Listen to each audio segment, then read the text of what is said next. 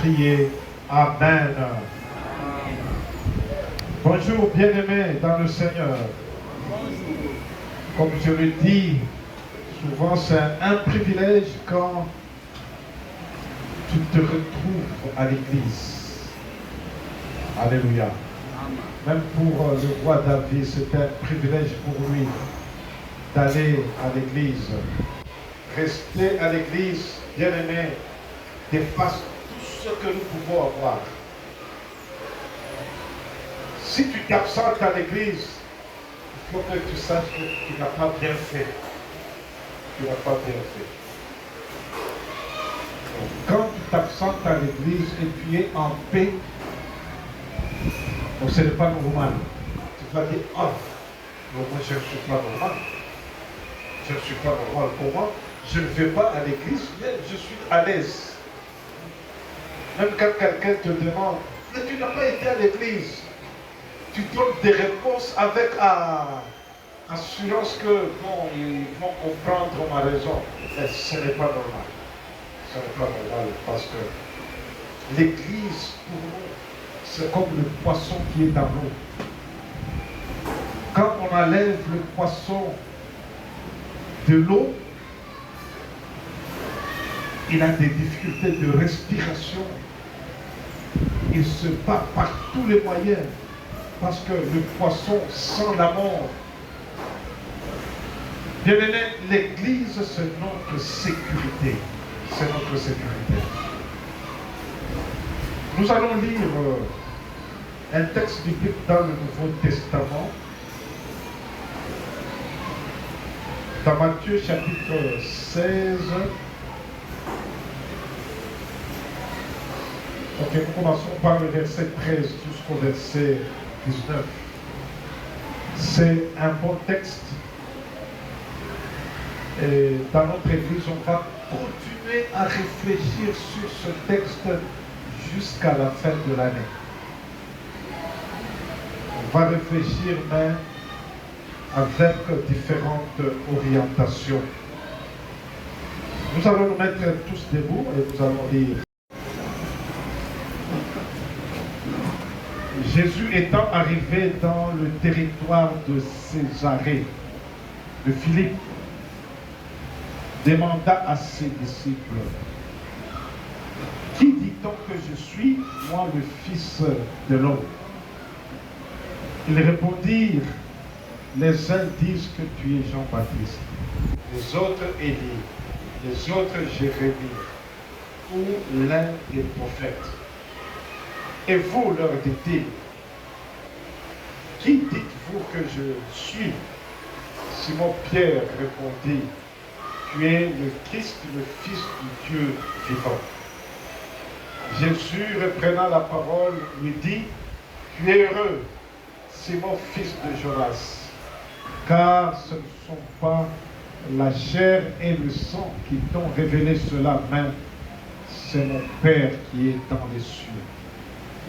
Et moi, je te dis que tu es Pierre, et sur cette pierre, dans d'autres versions, sur ce roc, je bâtirai mon église, et que les portes du séjour des morts ne prévaudront point contre elle. Je te donnerai les clés du royaume des cieux. Ce que tu lieras sur la terre sera lié dans les cieux, et ce que tu délieras sur la terre sera délié dans les cieux. Amen. Amen. Merci.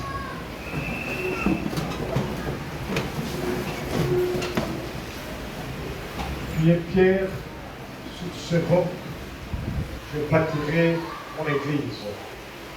C'est le thème, mon église. Mon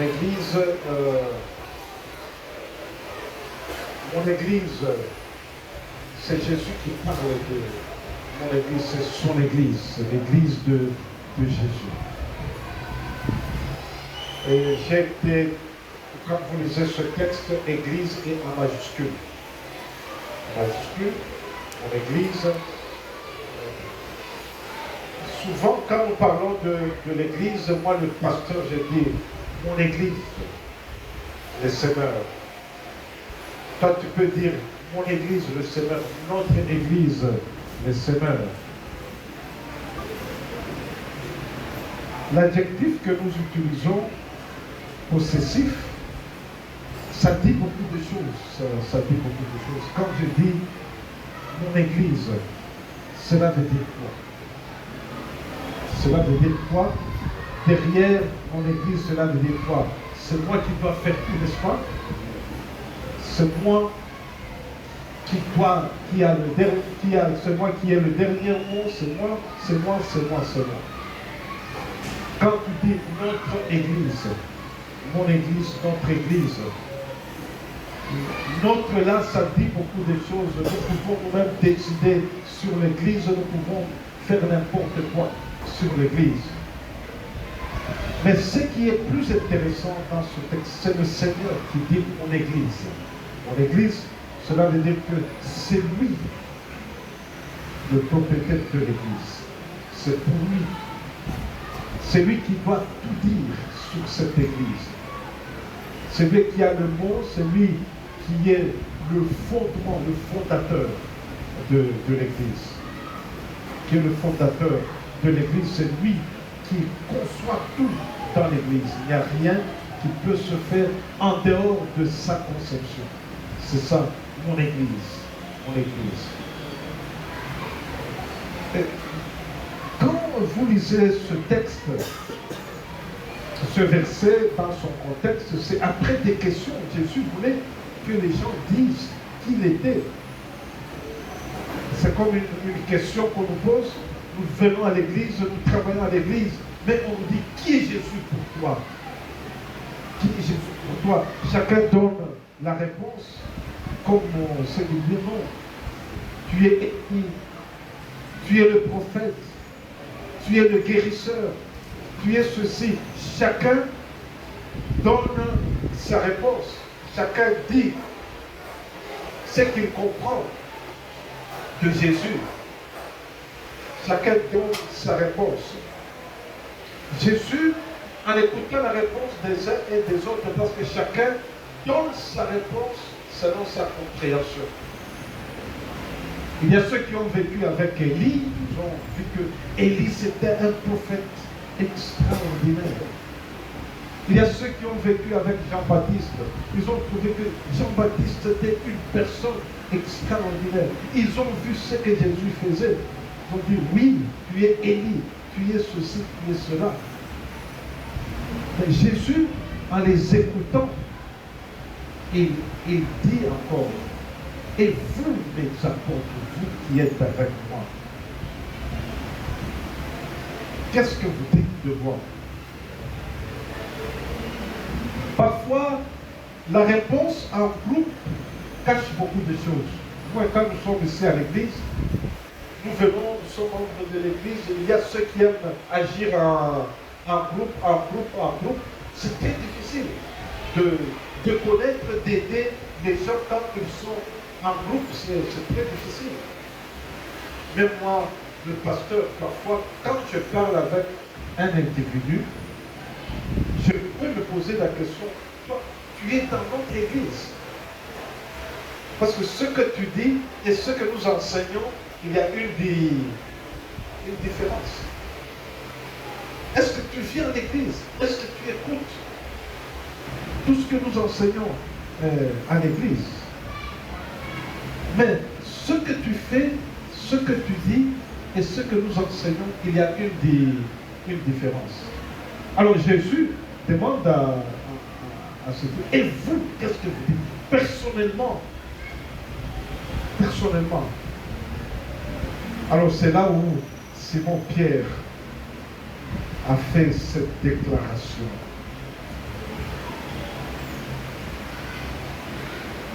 Parce que lui, il avait sa compréhension sur la personne de Jésus. J'aimerais qu'on nous affiche cette déclaration de Simon-Pierre. Quand Jésus lui pose la question, au verset 16, il dit, tu es le Christ, le Fils Dieu vivant. Tu es le Christ et le Fils du Dieu vivant. Au verset 17, le verset 17, Jésus, en écoutant ça, il dit non, non, non, ça ce n'est pas toi. Ce n'est pas ta personne. Ce que tu as dit vient de Dieu. Amen.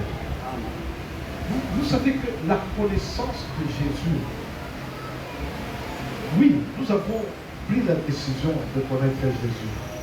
Mais Dieu vient nous aider pour parfaire notre connaissance. C'est ça la force de la parole de Dieu. Bien aimé, nous avons la grâce d'être assistés par Dieu pour enlever en nous les imperfections de connaissance, des imperfections de connaissance et d'aimer Dieu. Il y a des gens, quand vous parlez, vous dites vous-même que ça c'est un enfant de Dieu. C'est un enfant de Dieu. Et c'est Dieu seul qui le fait dans mon cœur. C'est Dieu seul qui le fait dans le cœur. Alors au verset 18,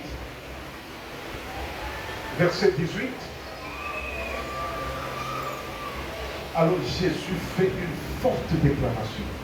C'est ce qui m'intéresse beaucoup. Il dit, tu es Pierre et que sur ce roc, je bâtirai mon église. Je bâtirai mon église. Tu es Pierre et sur ce roc, je bâtirai mon église. C'est un tournant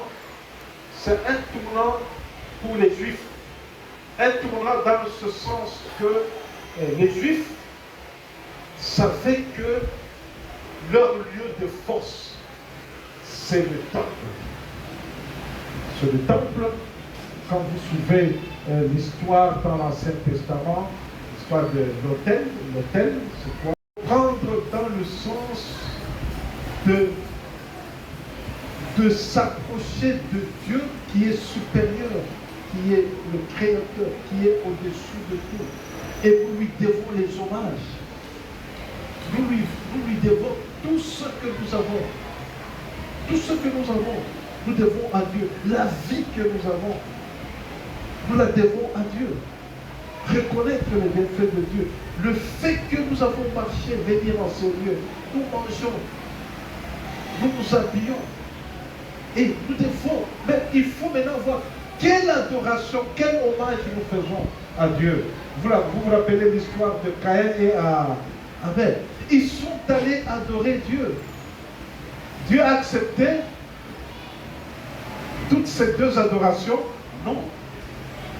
Il a refusé l'adoration qui n'était pas pure, avec les fruits impurs. Bien aimé, quand nous venons devant Dieu impur,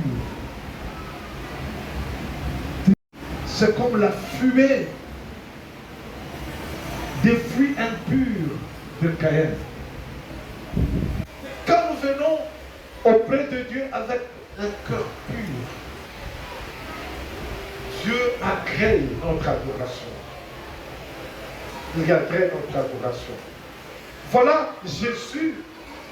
Dans le Nouveau Testament, il dit, tu es Pierre, sur cette pierre, sur ce roc, je bâtirai mon église. Jésus parlait de lui-même. Il parlait de lui-même comme étant la pierre angulaire. La pierre sur laquelle nous devons bâtir. C'était une prophétie que Jésus donnait à Pierre. Et cette prophétie s'est réalisée dans les actes des apôtres quand Pierre s'est levé dans la chambre haute pour proclamer la bonne nouvelle de Jésus, la mort, la résurrection de Jésus. Et il a défié les Juifs. C'est vous qui avez crucifié Jésus. Et pendant ce temps-là, beaucoup de gens ont donné leur vie au Seigneur.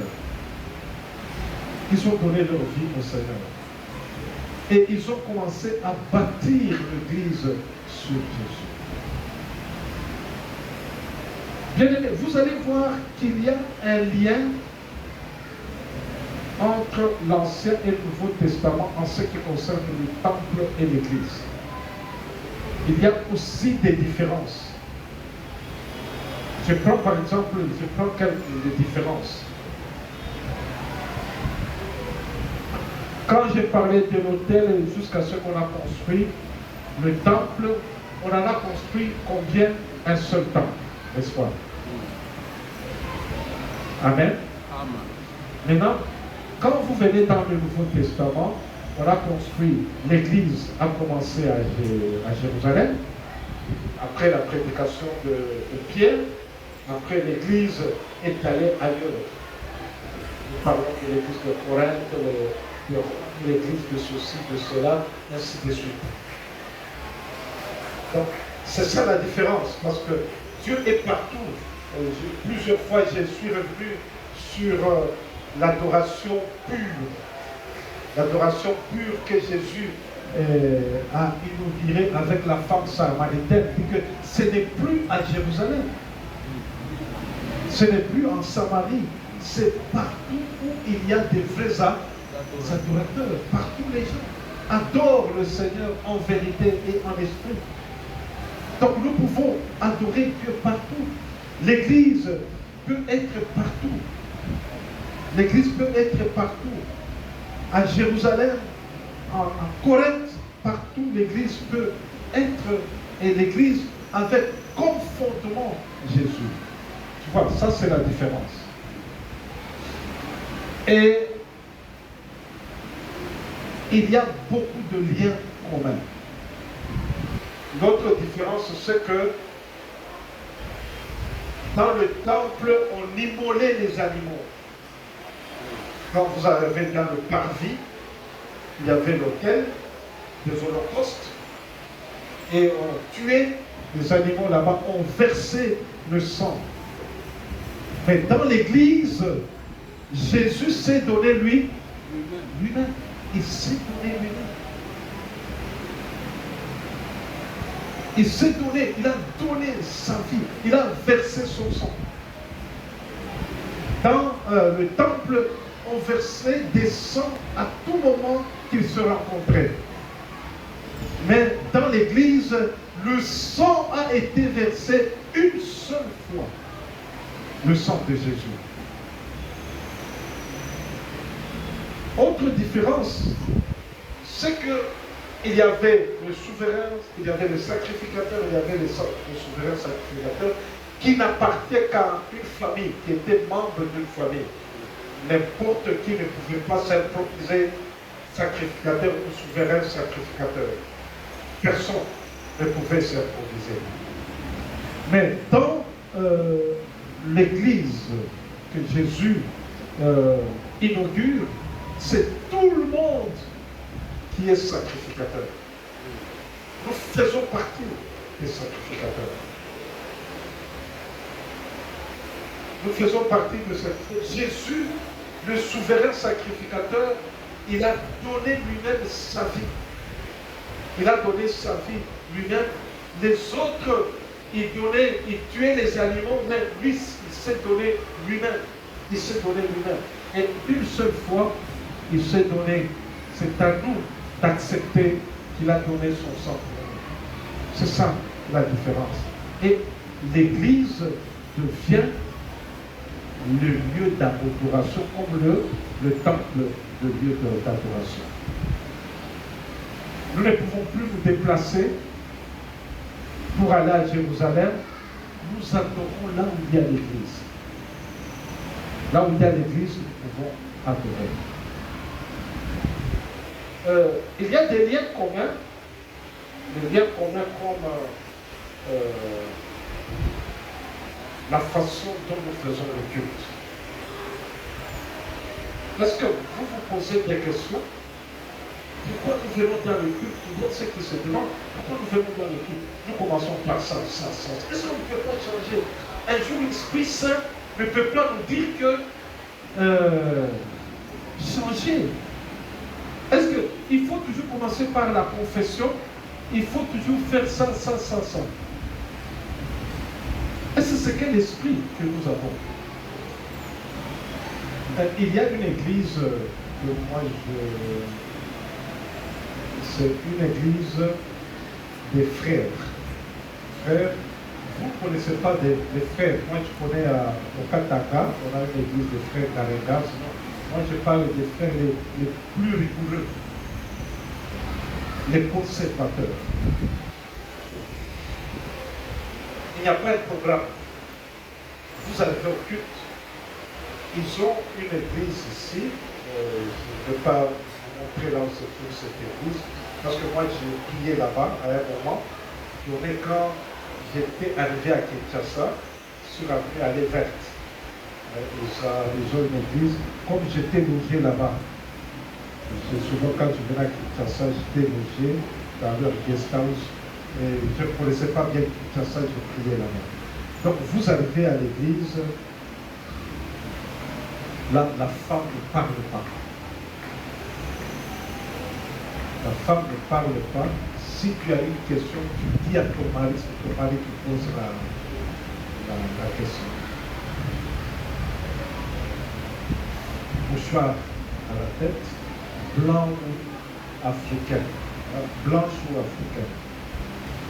Maintenant, quand vous arrivez là, vous entrez, tout à fait un programme. Vous asseyez. Quelqu'un comme ça peut se réveiller, il s'improvise immodère, quelqu'un s'improvise prédicateur. Après, le film est terminé. Bon, comme il y a un missionnaire, on parlait avec beaucoup. Moi j'ai dit, mais vous vous dites c'est l'esprit qui nous dit. Pourquoi nous commençons toujours à 8 heures? Parce que l'esprit ne peut pas commencer à... Et quand vous voyez déjà, c'est 8 heures les véhicules arrivent. La modération. Et nous terminons toujours à 10h30. À 10h30. Bien aimés, n'ayons pas peur de faire fonctionner notre intelligence. Les gens pensent que quand nous devenons des chrétiens, c'est que l'intelligence est foutue. On ne peut pas. Alors, moi, j'ai voulu seulement montrer à notre frère que non, vous réfléchissez. D'ailleurs, un jour, ils m'ont fait asseoir pour me poser des questions sur la foi chrétienne. J'ai répondu à toutes ces questions. Et ils ont déclaré que je suis leur frère. Je suis leur frère, cela veut dire quoi? Je peux prêcher, je peux modérer, je peux faire ça. Donc, même maintenant, on se connaît. Moi, si je vais dans cette église, je peux prêcher, je peux modérer, parce qu'ils me considèrent comme leur frère. C'est une bonne église, il n'y a rien de mauvais. C'est seulement la conception qui est... Pourquoi je vous dis ça? Bien aimé, le culte tel que nous avons prend son modèle dans l'Ancien Testament. Il prend le modèle dans l'Ancien Testament, dans le temple. Le temple a des étapes pour arriver dans le lieu très saint. Je vous annonce que avant qu'on arrive à descendre, on demandera à un ancien de nous parler du temple. On demandera à un ancien de nous parler du temple pour que nous voyions d'où nous venons, pourquoi nous faisons les cultes. Ce que nous appelons les étapes dans le culte. Nous suivons tout ce qui s'est passé dans le temple, dans le parvis, l'autel, parce qu'ici on n'a pas l'autel, parce que notre autel c'est Jésus qui est notre autel. Ça, je vous ai déjà dit plusieurs fois où les gens prêchent qu'il ne faut pas jouer avec la chair, c'est l'autel. Non, si vous dites ça, ça devient une idolâtrie. Normalement, l'autel, c'est un lieu où vous allez rencontrer Dieu. Comment nous rencontrons Dieu? C'est par Jésus. C'est par Jésus que nous rencontrons Dieu. Ça, c'est la chair. qui a un rôle à jouer dans le culte. Mais nous ne pouvons pas comparer la chair avec Jésus. Non. Maintenant, dans le culte, on prend les éléments. Il y a, nous entrons dans le parvis, nous allons dans l'autel pour demander pardon à Dieu. Et nous laissons diriger par Dieu jusqu'à écouter le Seigneur, qui est la prédication que nous écoutons. Et tout ça, ça fait des éléments d'un culte. Il y a des offrandes qu'on doit donner, tout ce qu'on faisait dans le culte qu'on doit donner. Donc, un culte a sa valeur quand vous respectez tous les éléments. Vous ne pouvez pas venir dans un culte pour dire que non, ce culte que nous faisons, il n'y aura pas d'offrande. Non, ça perd la valeur d'un culte. Vous ne pouvez pas venir dans un culte pour dire que non, on ne fera pas la confession. Allez, demandez pardon chez vous à la maison quand vous venez ici, nous commençons seulement. Non, le culte doit garder tous ces éléments. En français, tous ces éléments du culte, c'est ce qu'on appelle la liturgie. C'est ce qu'on appelle la liturgie. Parce qu'il y a ceux qui pensent que la liturgie c'est catholique. Non, non, non, non. La liturgie, cela veut dire seulement l'ensemble des éléments d'un culte. C'est l'ensemble des éléments d'un culte. Quand vous dites que dans notre église, on ne fait pas les histoires des liturgies, c'est catholique, non, vous perdez. Vous perdez, vous êtes hors la ligne, hors la bonne voie. Donc vous devez suivre tous ces éléments. Et ces éléments, nous devons les reprendre au tout moment quand nous faisons des cultes.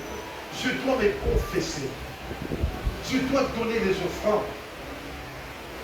Je dois me laisser emporter par Dieu pour l'écouter. Écouter la prédication. Je dois écouter le Seigneur. Je dois répondre à ce que Dieu veut dire. Et là, je sors. Culte. Vous savez, les gens qui entraient impurs dans le culte, souvent ils mouraient. Ils mouraient. Bien aimés. Et les gens qui viennent dans nos cultes sans bénéficier du culte, les valeurs du culte, spirituellement, ils n'existent pas. Il y a beaucoup de gens, au lieu que l'église devienne une bénédiction pour eux, l'église devient entre guillemets comme une malédiction. Comme une malédiction. Vous voyez, rien ne marche. Les problèmes s'entassent problème par problème. C'est la façon dont tu célèbres Dieu. Vous allez comprendre pourquoi Israël mettait beaucoup d'accent sur on a écouté ça, la restauration du culte. La restauration du culte, en d'autres termes, cela veut dire remettre les cultes tels que Dieu le veut. Comment nous pouvons remettre le culte comme Dieu le veut? Où est l'endroit où nous célébrons nos cultes? C'est l'église, n'est-ce pas? Amen. C'est dans l'église où nous célébrons le culte. L'église, c'est un lieu de culte. L'église, c'est un lieu où nous venons rencontrer Dieu. L'église, c'est un lieu où nous venons adorer le Seigneur. Alors, nous venons adorer le Seigneur pour être meilleurs ou pour être vraiment des personnes éloignées de Dieu. Mais nous venons dans l'église pour être meilleurs. Alors, si nous voulons être meilleurs, bien aimé, moi, votre pasteur, je le dis, travaillons sur la restauration de l'église. Vous me suivez? Travaillons sur quoi?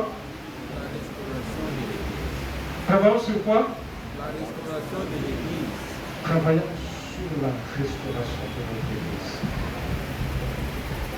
Que ce soit l'engagement du pasteur, des anciens, des diacres et des diaconesses, de toute personne dans notre Église. On s'engage à restaurer notre Église. Comment nous pouvons restaurer notre Église? C'est en remettant chaque chose à sa place. Pour que l'Église joue réellement son rôle. Chaque chose à sa place. D'abord, faire de l'Église que ça soit l'Église de Dieu. Mon Église, ça soit l'Église de Jésus. Et quand on vient à l'Église, on sait que c'est l'Église du Seigneur. C'est l'Église du Seigneur. Vous savez, au moment où nous entrons dans l'Église, et que l'Église n'a pas sa place par rapport à Jésus, ça a de l'impact sur la spiritualité. Je voulais vous donner quelques exemples de la spiritualité. Nous la voyons dans notre manière d'agir, dans notre manière de faire. Par exemple, il y a des gens qui ont peur à tout moment. Et une petite chose, il faut faire attention, Les gens ont peur à tout moment. L'Église de Dieu, quand nous avons lu, quand on parle d'une caractéristique de l'Église, au verset 18, on dit, les portes du séjour des morts ne prévaudront point contre elle. Séjour des morts, c'est le monde des esprits, n'est-ce pas? C'est le monde des esprits. Et l'Église ne tremblera jamais contre ce monde des esprits. Le monde des esprits, il y a tout ce que nous connaissons. Moi, j'ai beaucoup aimé quelqu'un qui nous a donné, vous vous rappelez, quelqu'un nous avait donné un enseignement sur la peur. Voilà. On va reprendre cet enseignement sur la peur pour montrer que la peur ne vient pas de Dieu. La peur ne vient pas de Dieu. Quand vous avez la peur à tout moment, quelque chose vous avez la peur, il faut savoir que ça ne vient pas de Dieu. D'abord, la peur, le prédicateur là l'avait défini comme un fantôme. Parce que la peur en soi, c'est dans l'imaginaire, ça existe. Ça existe. Quand tu as peur de quelque chose, tu vas dans ta tête mettre des choses là. À titre de ça, il faut voir ça. Il faut voir. Je parle. Est-ce que maintenant on parle de mari de nuit? Peut-être que c'est moi qui m'écoute ça. On en parle. Si on en parle. On en parle. On en parle. Ce n'est pas comme dans le passé. Vous allez voir comme si des maris de nuit, des femmes de nuit sont pas.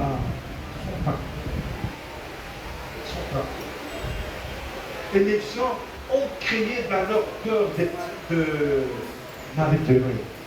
Alors, un jour, je parlais avec un pasteur qui me disait qu'il recevait des filles, tout ça. C'était pour le problème des maris de nuit. Alors, moi, je dis au pasteur, je dis, mais toi, tu as le temps de passer toute la journée comme ça. Je dis, oui, je n'ai pas ce temps de m'asseoir seulement. Mais pourquoi tu ne peux pas dire à ces filles, si la nuit, tu rêves un mari, tu te réveilles, tu dis, moi, je suis enfant de Dieu, je ne peux pas faire ça. Comment tu les laisses, ils rêvent le mari de nuit, toute la nuit, il attend le matin pour aller demander un rendez-vous pour expliquer au pasteur. Le pasteur va donner des programmes et des programmes. J'ai dit, ça c'est passer le temps pour rien. C'est passer le temps pour rien. Demander à ses filles d'être responsables, d'être responsables. de dire non, moi je ne peux pas rêver ça. Je ne peux pas être dirigé, géré dans la peur. Je suis dans la vie. Ouais, moi je viens d'entrer dans une nouvelle maison. Oh, des plus sur la table. Donc moi je ne peux pas penser que c'est les sorciers.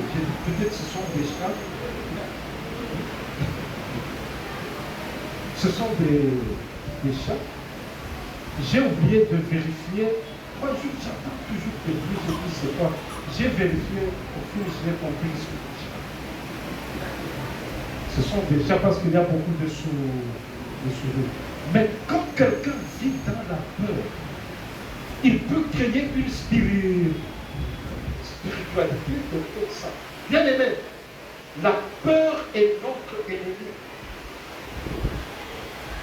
L'Église en soi est là pour nous aider à sortir de la peur, à vivre avec Jésus. Je vous dis, si un enfant, il y a un enfant, il y a les parents qui ont peur, ça c'est un mauvais signe qu'il faut bien encadrer, qu'il faut bien accompagner. Qu'il faut bien accompagner, soutenir, aider. Parce que tous ces esprits ne peuvent rien bouger à l'Église. Ne peuvent rien bouger à l'Église. Il y a des églises qui ont chassé des gens parce qu'on a dit que tel est sorcier, tel est comme ça, tel est comme ça, tel est comme ça. Les églises ont chassé des gens. C'est la peur. C'est la peur. La peur ne vient pas de Dieu. Bien aimé, en étant membre de l'église, nous sommes sécurisés. L'église en soi, c'est notre sécurité. C'est notre sécurité. C'est notre sécurité, l'église. Pourquoi? C'est à cause de Jésus qui est le nôtre. L'église devient notre sécurité. L'église, comme c'est Jésus qui est le fondement, c'est un lieu de la vérité. Parce que la vérité nous libère. La vérité nous libère. La vérité nous aide à sortir des flous. La vérité nous aide à être transparents, à être ce que nous devons être. En soi, l'Église nous aide à vivre la personne de Jésus. Amen. À vivre la personne de Jésus. Bien aimé, si nous ne prenons pas compte de l'Église, nous sommes perdus. Je vais vous donner quelques exemples de personnes perdues. Je prends par exemple, ça je le déconseille souvent dans notre Église. Je dis, n'ayez pas de prophètes de famille. Ça je le répète encore. N'ayez pas de prophètes de famille. Vos prophètes sont ici à l'église. Les pasteurs, les anciens et d'autres frères, sœurs sont des prophètes et des prophétesses qui peuvent vous aider. N'ayez pas des gens qui n'ont pas d'église, qui passent seulement dans des maisons pour vous dire ça. Les gens me posent parfois des questions parce que toi, tu n'invites pas beaucoup de prédicateurs pour toi.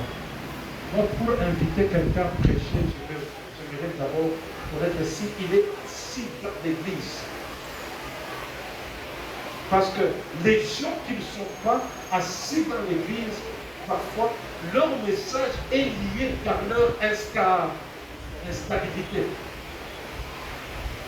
C'est lié par leur instabilité. Autre chose que vous connaissez bien, il y a une déviation que vous connaissez dans les musiciens chrétiens. Ça, vous le savez. Mais d'où est venue l'instabilité? C'est quand ils se sont écartés des églises. La plupart de ces musiciens ne sont pas membres des églises.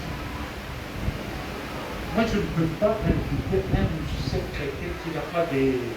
Il ne chantera jamais ainsi. Jamais.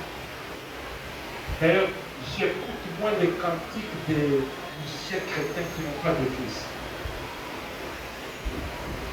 Vous ne me trouverez pas chez moi en train d'écouter leur cantique parce que c'est teinté de leur instabilité.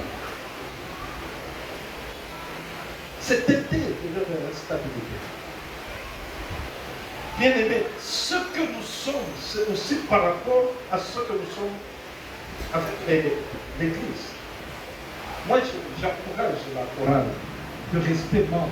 Il ne faut pas dire non, ceux qui ne font pas partie des églises prospères, mais ils sont instables. Ils sont instables.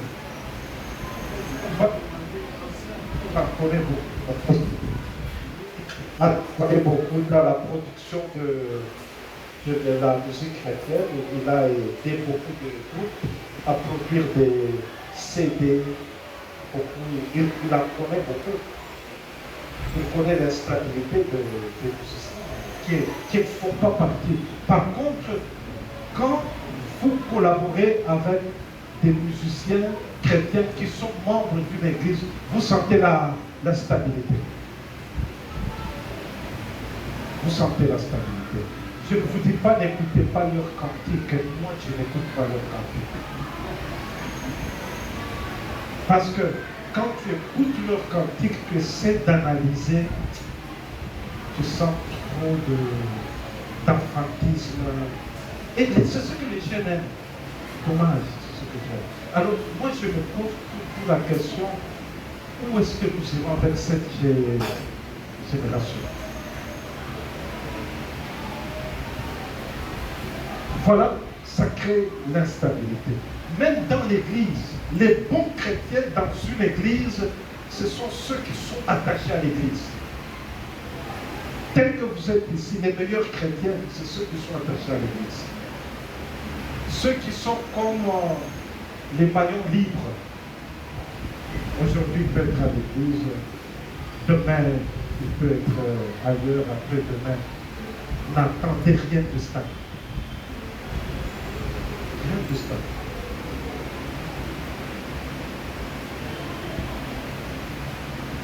Les jeunes,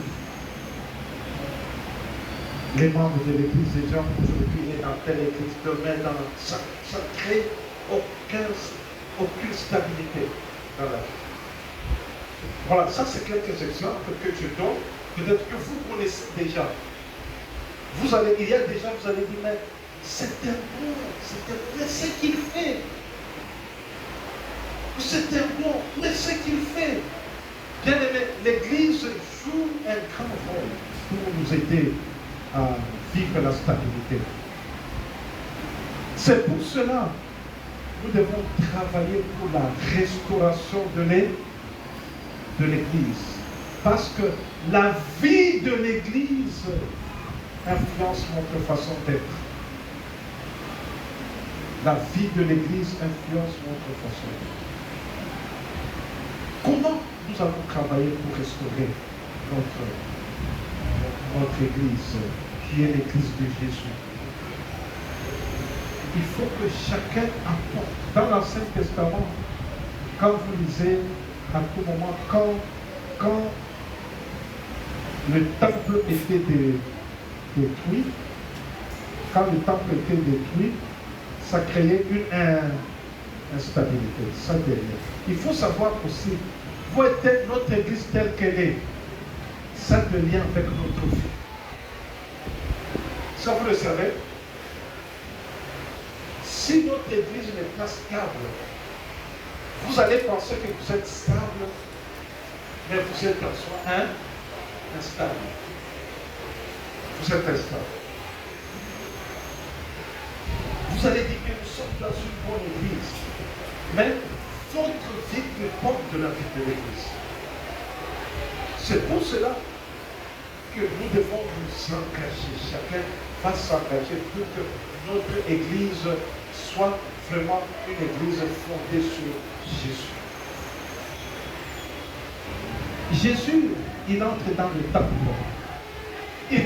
gens en train de vendre des pigeons, de faire des... Il les fouette. C'est l'unique texte biblique où on voit Jésus en colère arrive à fouetter les gens. Il fouette les gens. Pourquoi? Parce qu'ils ont fait de la maison de son père une caverne des voleurs. Est-ce que vendre c'est voler? Vendre c'est voler. Qu'est-ce qui s'est passé? Ce sont les gens qui gagnaient l'argent malo. Jésus n'était pas contre vendre des choses. Sinon, vous ne m'achèterez pas des légumes à la Jésus n'est pas contre vendre des légumes comme on le fait à l'église. Non, Jésus est contre gagner malhonnêtement. Je ne veux pas encourager, il y a une maman qui fait des marketing de vendre des choses ici. Toi aussi tu le fais. Je dis non, pasteur veut tuer notre affaire. Non, je ne veux pas, mais il faut vendre honnêtement avec des vrais bénéfices. Les vrais bénéfices, c'est combien? C'est combien le vrai bénéfice? C'est 20%. C'est 20%. Et gagner bien des choses. Alors là, mais Jésus veut que son église soit un lieu de prière. Il faut se poser des questions. Est-ce que notre église c'est un lieu de prière? Comment nous pouvons restaurer notre église pour que ce soit un lieu de prière? Comment nous pouvons le faire? Est-ce que les gens peuvent venir prier dans notre église à tout moment? À tout moment? Les gens peuvent venir prier à tout moment? Non, non, parce que nous avons des jours où on ne vient pas à l'église. Parce que nous n'avons pas notre bâtiment. Restaurer l'église, c'est aussi travailler pour que l'église soit un lieu où les gens peuvent passer à tout moment. Le fait qu'on n'a pas un lieu où nous pouvons prier à tout moment, où nous pouvons venir à tout moment, ça a de l'impact sur notre spiritualité. Alors, qui sont ces personnes qui peuvent se lever pour restaurer notre église? Pour que ce soit un lieu où nous pouvons venir à tout moment adorer Dieu. Qui sont ces personnes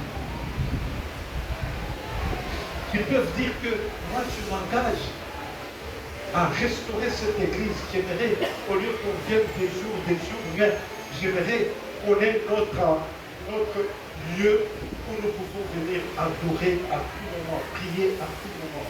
Si c'est veiller, on peut veiller. Si c'est faire comme ça, on peut. C'est ça, restaurer le culte. Restaurer le culte. C'est encore mettre chaque chose à sa place. Dans l'église, les instruments et tout ce que nous voyons. Restaurer le culte, c'est aussi voir comment on fait la Sainte Seine. Comment on fait pour que Dieu soit honoré dans notre église. Bien-aimés dans le Seigneur, nous voulons travailler dans le sens de restaurer notre église, cette église de Dieu. Nous voulons nous engager et dans la prière et dans les actions. Dans la prière et dans les actions, chaque membre. Et qu'on va travailler comme ça, des prières dans les pâturages. Seigneur, donne-nous des orientations. Seigneur, utilise-moi. Seigneur, fais ça pour qu'on restaure le culte. Et vous allez voir que nous allons changer. Ça aura de l'impact. Ça aura de l'impact dans notre vie, dans un aspect. Tel que nous te voyons, tu ne seras pas tel que tu es aujourd'hui. Parce que l'Église a pris d'autres ampleurs. Une autre façon d'être, autre façon de voir. Bien-aimés, nous voulons inviter notre Église à prendre conscience que chaque membre de l'Église puisse se lever et que ça soit réellement une Église, un lieu de prière, un lieu d'adoration, un lieu de notre transformation. Dans l'Ancien Testament, peut-être que vous avez déjà lu prosélyte, ça vous dit quelque chose? Prosélyte. Prosélyte, c'était des non-juifs qui se sont convertis à la religion juive. Ils se sont convertis à la religion juive, non pas parce qu'on a proclamé la bonne nouvelle, parce qu'ils ont vu les Juifs changer. Ils ont vu que leur Dieu était le Dieu véritable. Et ils ont changé. C'est pour cela que quand Moïse est parti de l'Égypte, il y a les Égyptiens qui les ont suivis. Pour dire que le Dieu des Juifs, c'est le vrai Dieu. Amen. Bien-aimés, si nous vivons le vrai culte, nous faisons une bonne église restaurée, vous allez voir que notre évangélisation va prendre d'autres dimensions. Si les gens s'identifient à l'église, vous allez voir que les ministères des uns et des autres vont être des ministères puissants. J'ai donné un témoignage, j'ai donné à un couple qui m'a visité hier, j'ai parlé de la prière. J'ai dit, vous savez que la prière, c'est une puissance. La prière, ce n'est pas ce que les gens racontent. Moi, je prie beaucoup. Non. La prière, c'est ce que Dieu fait quand les gens prient. J'ai dit, on a organisé dans le cadre de SIFA la campagne à Bujimaï, Kabida, et Canada. Les campagnes, quand on a programmé, moi j'avais dit, en Bujimaï ça n'ira pas, on a Canada, parce que les cultes, pour faire arriver les instruments là-bas, ce n'est pas facile. Ça va coûter très cher. On va faire partir des instruments, ça sera par avion. Ça va. Si nous voulons faire entrer le matériel par Lubumbashi, comment les véhicules vont quitter Kasumbalé sans arriver à Canada? Et la route là, comment ça va se faire? Moi j'avais dit, proposer le prix. Soit on fait ces campagnes à Lubumbashi, parce qu'à Lubumbashi c'est pas facile. Comme le matériel viendra de Nairobi par route, ça peut entrer à Lubumbashi. Soit à Kinshasa, où le véhicule, le matériel peut faire Matadi et venir à Kinshasa. Alors, ils m'ont dit qu'ils ont prié, Dieu a voulu que ça soit à Canada, en Égypte. On va voir. On va commencer les démarches. Les matériels sont entrés par Kasumbalé. D'abord, arrivé à Kasumbalé, les complications commencent. Moi, j'ai dit même, il y a même un frère qui était celui qui était chargé de la logistique. Quand j'étais à Kaoka, il venait traiter avec moi, découragé. Parfois, je lui parlais, il dormait déjà parce qu'il était fatigué. Il ne savait pas résoudre de problèmes. Et parfois, il venait le matin, il n'a pas mangé, il va rester là-bas, il va quitter chez moi le soir sans solution. J'ai dit, voilà, moi je vous ai dit qu'il ne fallait pas aller organiser là-bas. Ça coïncidait avec mon voyage à Lubumbashi. Je suis allé, j'ai trouvé maintenant le véhicule est parti de Kasumbalé à Lubumbashi. Je suis arrivé de l'aéroport, je suis allé à l'entrée de la ville, là où étaient parqués les camions. J'ai trouvé les blancs qui étaient là-bas, les chauffeurs décourager, celui-ci vient de ceci, l'autre vient de cela, pas de solution. J'ai utilisé des frères, l'ancien ennemi, j'ai parlé avec lui pour dire, nous avons écrit à nos filles une lettre écrite au moins, si c'est de mars ou quoi, une lettre qui a fait des mois sans arriver chez le directeur. J'ai demandé l'intervention de la cérémonie, on a essayé de réfléchir, tout ça. On a fait intervenir un ami qui est le directeur de l'Ofida Kanaka. Je l'ai fait intervenir. Il a essayé d'intervenir, c'était compliqué. Alors, quand on a eu l'issue, le véhicule est parti de Lubumbashi, arrivé à Kaboto Dianda, Kalini et Kalini. 2 camions tombent en panne avec le matériel de sonorisation, parce qu'on a mené le matériel de sonorisation en panne. Moi, en ce moment, je suis à Malembakoulou. On m'appelle à Malembakoulou où les communications coupent, on parle, ça coupe, on parle, ça coupe, on parle pour trouver des solutions. J'ai dit, mais ces gens, je leur avais dit qu'ils ne pouvaient pas faire ça. Après, on fait louer un camion qui quitte Mweneditu, les véhicules qui font pour réparer les routes. On loue un véhicule qui va là-bas prendre le matériel pour amener. Chers amis, j'ai posé. Vous connaissez Pasteur Vicky qui a travaillé avec lui, c'est lui que j'avais lié avec celui qui était le coordonnateur. Pasteur Vicky me dit, Pasteur, depuis que Bushima existe, on n'a jamais eu de campagne comme ça. La campagne qui a été organisée. Le couple qui était avec moi hier, j'ai montré une photo de la campagne. J'ai posé la question à quelqu'un à Kananga. Il dit, depuis que Kananga existait, on n'a jamais eu une campagne comme ça.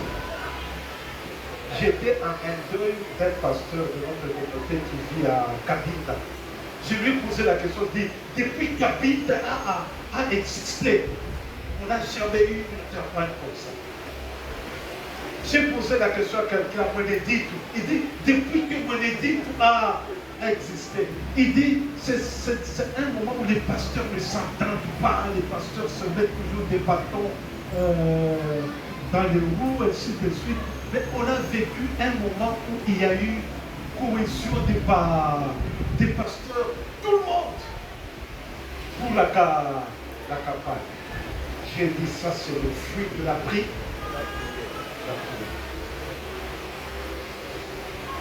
Ça, c'est le fruit de la prière. Bien aimé, vous savez, quand je pose la question, qui sont ces gens qui animent ces prières? Vous allez voir que ce sont des gens, il dit que dans son église, il est ancien. Dans son église, il est pas pasteur. Ce sont les gens mûrs dans leur église. Ils exercent le ministère dans leur église. Maintenant, quand Sifan fait la campagne, il fait quoi? Il les invite pour venir prier, pour venir amener des gens dans la prière.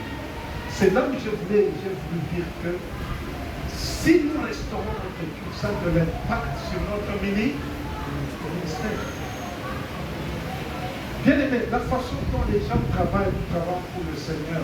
Parfois tu t'énerves aujourd'hui, une semaine tu ne verras pas ce qu'on t'a demandé. Ta prière là, tu pries, après tu te mets toi-même dans des confusions, prophéties, tu t'enfuis, toi-même tu te décourages toi-même dans la prière. Mais quand tu parles avec ces gens, vous voyez la prière qui vous fait avancer dans une vie réelle d'adoration, une vie réelle d'adoration. Bien aimé, on a beaucoup travaillé dans notre église. Travaillons maintenant pour la restauration de l'église. Travaillons pour la restauration de l'église. j'ai donné une condition. J'ai parlé à un diacre dans notre église, j'ai dit non, et pour la Sainte Seine, ceux qui doivent venir laver les ustensiles de la Sainte Seine, la condition c'est qu'ils viennent. Il ne peut pas dire que non, je ne viendrai pas parce que j'ai tel programme. Quand quelqu'un dit qu'il ne viendra pas pour tel programme, Dieu ne l'a pas appelé pour ce travail. Moi, je voudrais des gens qui viennent, ils ont des programmes, ils annulent le programme pour venir faire la Sainte Seine. Celui qui vient travailler à la Sainte Seine parce qu'il a du temps, Dieu ne l'a pas appelé pour ce travail. J'aimerais des gens qui viennent faire parce qu'ils sont convaincus que Dieu les a appelés. Même si on lui demande, il dit non, je n'irai pas parce que j'ai un travail d'église. J'ai un travail à l'église. Bien aimé, cette façon de travailler à l'église où tu demandes à celui-ci le travail, dit non, pasteur, je suis trop pris. Tu demandes à celui-ci, pasteur, je suis trop pris. Bien aimé, il n'y a que la vie. Si nous restaurons notre église, cela va changer les choses. Vous me suivez? Cela va changer les choses. L'église, c'est une force pour nous. Tel que vous voyez. Ne soyez pas membre de notre église, et prenez membre de votre église. Aujourd'hui, tu es dans cette église, demain dans une autre église, après demain, après. Non, travaillons, restaurons notre église. Faisons de notre église qu'elle soit vraiment l'église de Dieu, un lieu de prière. Donnons des moyens pour que l'église ait une place fixe où les gens peuvent venir faire leur travail, prier, faire tout ce qu'elles font.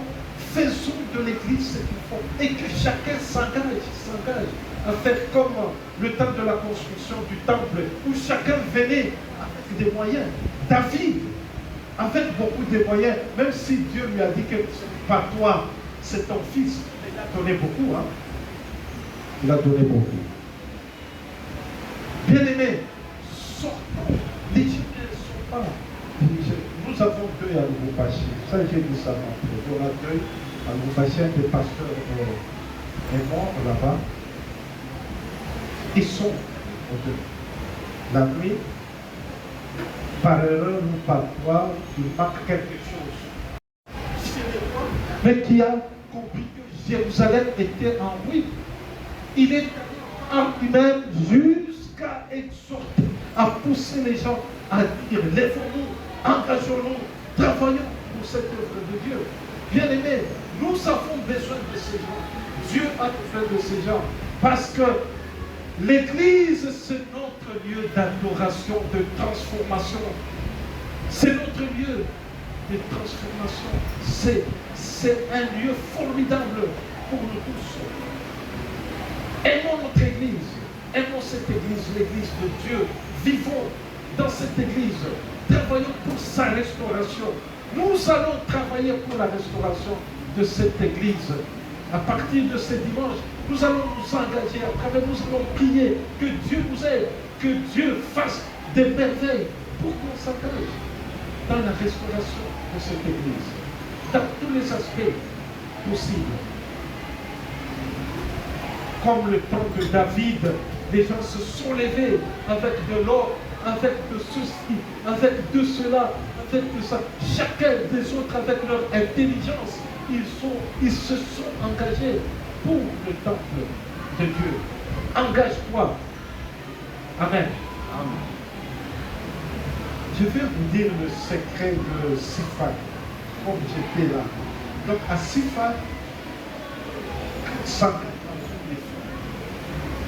ils s'engagent dans la mission, ils vont aller en Bujimaï. Les gens rencontrent beaucoup de difficultés. Quand ils sentent que tes paroles commencent à être les paroles de découragement, on te dit rentre, on fait venir quelqu'un d'autre. C'est ce que j'ai observé. Quand ils travaillent, j'ai dit, mais tel a travaillé, mais pourquoi il est entré international a demandé de rentrer. Un jour, j'ai rencontré le coordonnateur. international. J'ai dit, tel travaillait bien. Et on a senti dans ses rapports un découragement. Après, nous l'avons dit, il rentre au pays, il reviendra après. Il va se retrouver préparer. Nous ne voulons pas travailler avec les gens qui découragent, parce que Dieu nous a dit que nous allons faire la campagne. J'ai dit, parfois c'est la meilleure des cas. Quand vous travaillez avec les gens, vous sentez qu'une personne est découragée, dites non. Va d'abord tirer sur ces travailleurs avec ceux qui vont vous aider à atteindre l'objectif. Ceux qui vont nous aider à atteindre l'objectif. Bien aimé, voilà ce que je voulais partager avec vous. J'ai dépassé un peu l'heure. Que Dieu nous bénisse. Amen.